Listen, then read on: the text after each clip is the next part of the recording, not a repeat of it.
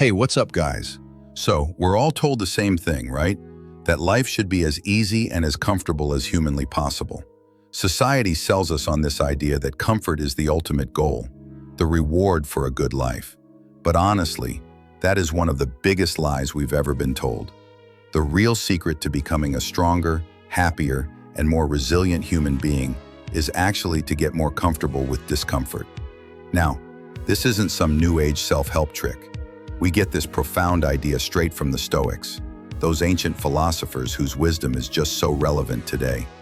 If you're wondering, Stoicism is essentially a philosophy founded over 2,000 years ago, and its core message is beautiful in its simplicity. You cannot control what happens to you, but you have absolute control over how you respond. Think about guys like Marcus Aurelius, Seneca, and Epictetus. They understood that the only thing anyone truly controls is their own mind, their thoughts, their actions, and their emotions. If life threw a curveball, they'd ask, what can I actually do about this? If the answer was nothing, they genuinely just let it go. They focused on self-discipline, courage, and wisdom to stay level-headed, no matter how tough things got. That's how they found peace. Now, let's talk about the world we live in. For many of us, life is incredibly comfortable, maybe the most comfortable in human history. We're not working physical jobs. Many of us are working from home in sweatpants. Our couches are plush, our food is fast and convenient, and you can get literally anything delivered to your door with a couple of taps on your phone.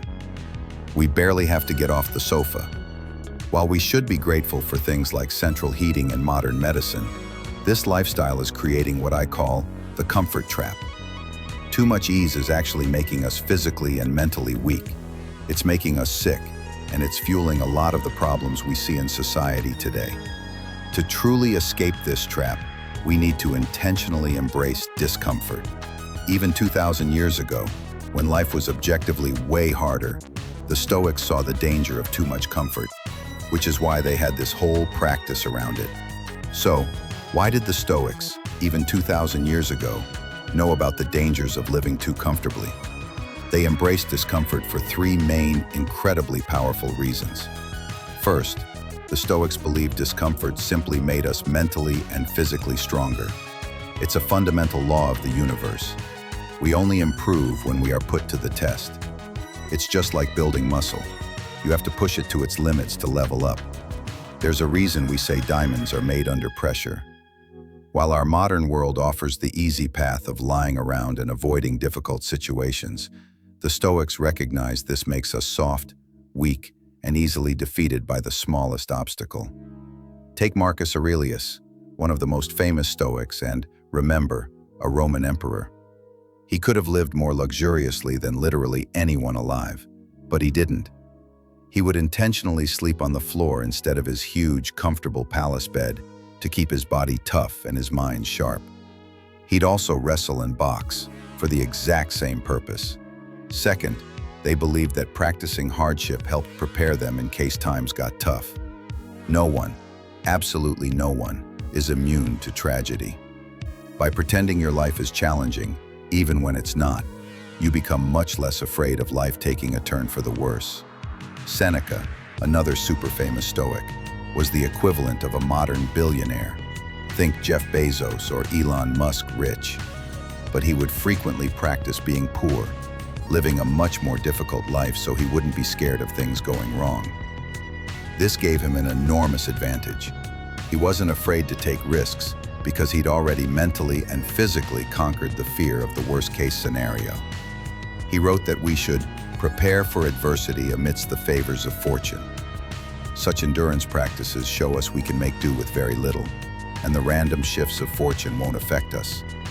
He'd walk the streets wearing rags, or spend days eating only plain oatmeal, proving to himself he'd be fine if he lost it all. Finally, the Stoics knew that taking on discomfort voluntarily makes us profoundly more grateful for the comforts we are lucky enough to have. Humans only truly appreciate something when it's gone. A glass of water is infinitely better after a day without any, and your bed is a cloud after a week of camping.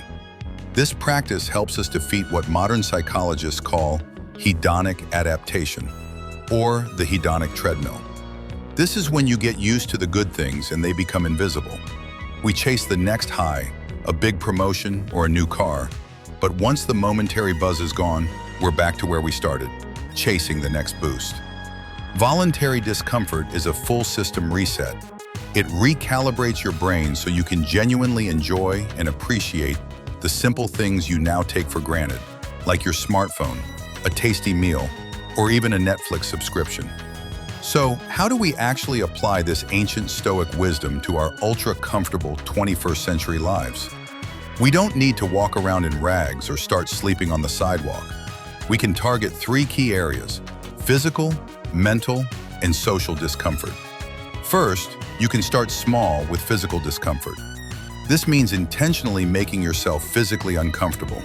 Think exercise, obviously, but also things like taking cold showers or fasting, even if it's just during certain parts of the day.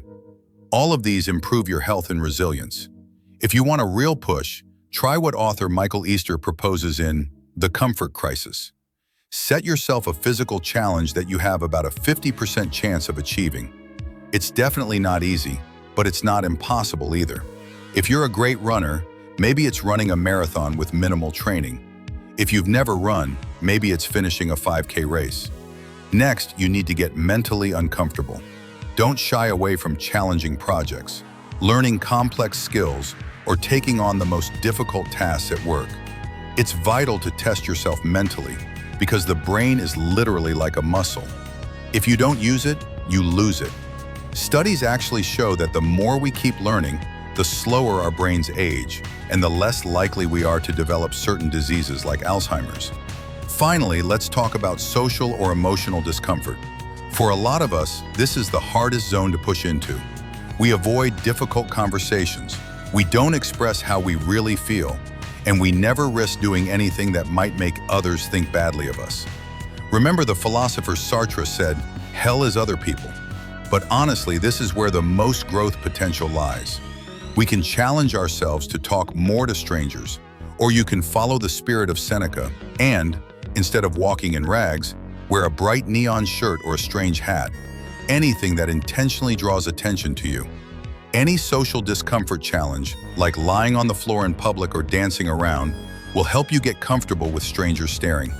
Once you truly stop caring what they think, you'll be more confident and way less anxious in all your interactions. There you have it, using Stoicism to radically improve your life through discomfort. If you try any of these techniques, let me know in the comments below. And always remember, life begins at the edge of your comfort zone. I'll see you in the next one.